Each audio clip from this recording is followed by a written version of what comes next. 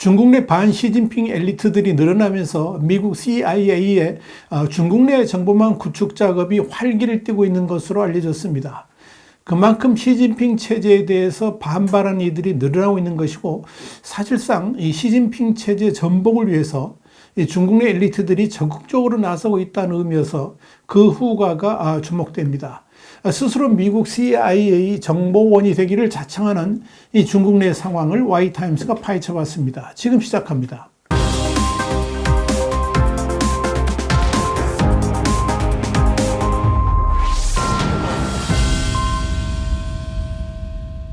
뉴욕타임스는 미국 시간 17일 CIA가 중국 내부에서 착수한 인적 정보망 복원 작업이 속도를 내고 있다 그러면서, CIA는 과거 중국 내부에서 인적 정보망을 운영했지만 지난 2010년 20명 가까운 중국 정보원이 방첩 작전에 걸려서 죽거나 투옥되면서 와해된 바 있다, 이렇게 전했습니다. 실제로 지난 2월 중국의 스파이 풍선이 미국 대륙을 가로질러 표류하자 미국 정보기관은 시진핑 주석이 이 사건을 인지한 후에 중국군 고위 장군들을 향해서 격분했다는 정보를 입수하게 됐습니다.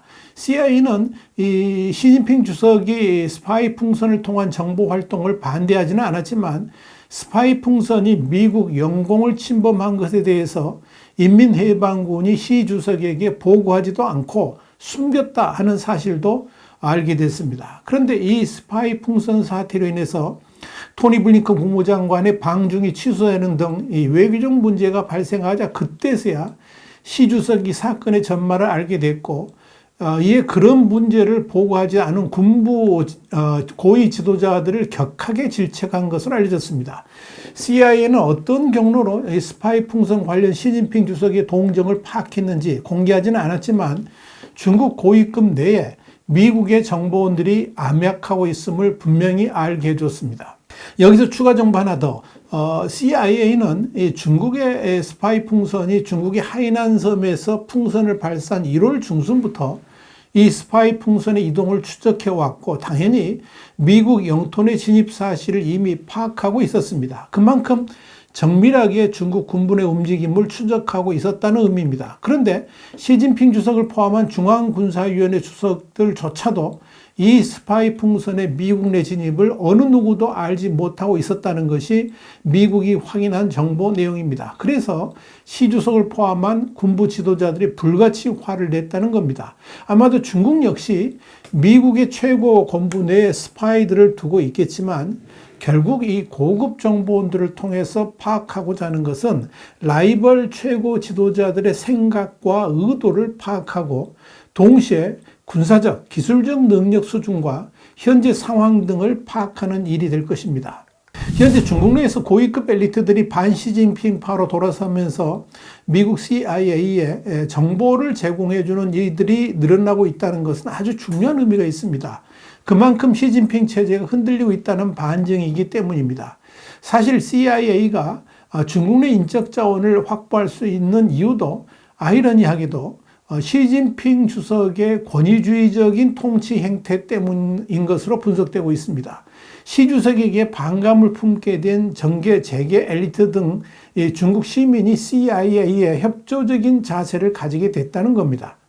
이에 대해 뉴욕타임스는 중국 공산당 엘리트 가문의 자녀 등 저명한 인사 중에서도 사적인 자리에서 중국 대내외 정책 변화에 반대 입장을 보이는 사람이 있다라고 전했습니다. 공산당 엘리트 가문에 상당히 비중 있는 인사를 포함한 일부 저명한 중국 인사들은 사석에서 중국이 취한 방향에 동의하지 않는다라고 말하기도 했다는 것이 뉴욕타임스의 설명입니다. 이런 분위기가 확산되자 CIA는 조 바이든 대통령이 임명한 윌리엄 번스 국장 취임 이후에 중국 전문가 채용을 늘리고 중국의 새로운 미션 센터를 설립하는 등 이 중국에 대한 첩보 활동을 강화하고 있습니다. 실제로 CIA의 대중국 투자는 중국 공산당 상층부의 내부 사정에 대한 정확한 정보를 확보하는 데 도움이 됐습니다. 이와 관련해서 미국 관리들은 CIA의 정보원 네트워크에 대한 자세한 내용은 밝히기를 거부하고 있지만, 번스 국장은 7월에 공개적으로 강력한 인간 정보 역량을 재건하는 데 진전이 있었다, 이렇게 말한 바 있습니다. 중국도 미국에 대한 첩보 활동과 함께 방첩 조치를 강화하고 있습니다. 중국은 최근 미국의 한 싱크탱크 소장을 통해서 빌 클린턴 행정부 시절에 CIA를 이끌었던 제임스 울시 전 국장을 포섭하려고 시도한 사실이 확인됐습니다. 이와 함께 미국 정부는 해군 함정 시스템과 관련한 각종 문서를 중국으로 넘긴 이 해군 병사 2명을 기소하기도 했습니다. 미국에 대한 정보 취득을 위해서 해킹 등 전통적인 방식을 유지하면서도 인적 정보망 구축에 힘을 쏟고 있다는 것입니다. 이와 함께 중국은 자국 내에서 활동하는 미국 정보 요원을 겨냥해서 인공지능 안면 인식 감시 시스템을 적극적으로 활용하고 있는 것으로 알려졌습니다. 실제로 최근에는 마이크로소프트의 클라우드 컴퓨팅 플랫폼에 대한 정교하고도 고도로 표적화된 침투로 인해서 중국이 베이징 주재 미국 대사 그리고 지나 라이몬도 상무부 장관을 비롯한 국무부 고위 외교 관리들의 이메일에 접근할 수 있었던 것으로 확인됐습니다. 이런 이유 때문에 중국을 방문하는 미국 관리들은 정부 기밀을 도난당하지 않기 위해서 정교한 대응책을 마련하고 있습니다. 이들에게는 대포폰과 노트북을 지급하고 일반 기기는 집에 두고 오라는 지시를 내린다 하는 것입니다. 미국의 전직 중국 정보 분석가이자 조지타운 대학교의 선임 연구원인 데니스 와일드는 미국 지도자의 의도를 파악하는 것이 중국 정보기관의 최우선 과제 중 하나라고 말했습니다. 그래서 중국은 미국 고위급 지도자들의 의중을 파악하는 데 모든 역량을 결집하고 있는 것을 보입니다. 아마도 이번 인도에서 열렸던 G20 정상회의 자리에 중국 대표단이 도청, 감청 설비로 의심되는 첩보 장비를 호텔에 반입하려다가 실패한 바 있었는데 이 역시 다른 국가들의 동정을 파악하기 위한 도감청 장비였을 가능성이 매우 높습니다. 중국은 또 본토 내에서도 반간첩법을 적극적으로 활용해가지고 이 방첩 활동을 하고 있습니다. 이 역시 중국 내 반시진핑파의 색출을 하는데 가장 큰 목적이 있는 것으로 보입니다. 국가라면 누구라도 이 스파이 활동을 국가 운영의 근간으로 삼습니다. 스파이 활동이 상대국이나 적대국과의 전쟁을 예방하거나 섬세한 협상의 순조로운 길을 열게 할 수도 있지만 국가 간의 무력 충돌을 가속화하거나 외교적 균열을 이야기할 수도 있다는 점에서 양면성이 있다라고 할 수 있을 겁니다.